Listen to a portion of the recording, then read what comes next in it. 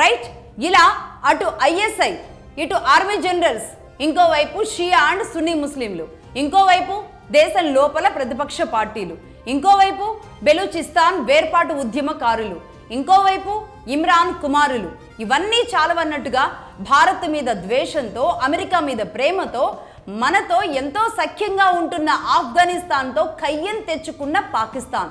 అంటే ఆఫ్ఘనిస్తాన్ కూడా ఎదురు చూస్తోంది పాకిస్తాన్ మీద అదును కోసం. ఇవన్నీ కూడా ఆసిఫ్ మునీర్ చేతుల మీదుగానే జరుగుతున్నాయి. పాకిస్తాన్ని పూర్తిగా ముంచేలాంటి పరిస్థితికి తీసుకొస్తున్నాయి. ఇలా అంటే నిజానికి అసంతృప్తి అనేది ప్రభుత్వం మీద పెరగవలసిన అసంతృప్తి మొత్తం కూడా ఈరోజు ఒక్క వ్యక్తి సెంట్రిక్గా జరుగుతుంది. ఆర్మీ చీఫ్ ఆసిఫ్ మునీర్ మీద ఇది పెరుగుతుంది. ఎందుకు అంటే అతన్నే ఎందుకు టార్గెటెడ్గా చేస్తున్నారు అంటే నిజానికి ప్రభుత్వాలను దించడానికి ఇక్కడ army chief and ISI chief అనేది పాకిస్తాన్లో బలంగా పనిచేయడం ఇప్పటి వరకు జరిగింది అది. కానీ ఇప్పుడు కేవలం ఆర్మీ చీఫ్ మీదకి వీళ్ళందరూ కలిసి తిరగబడడం అనేది పాకిస్తాన్లో జరుగుతున్న మొట్టమొదటిసారి జరుగుతున్న అంశం. అంటే ఎందుకు అతడి మీద టార్గెట్ చేశారంటే అంతా నేనే అన్నట్టుగా వ్యవహరిస్తూ ఉండడం.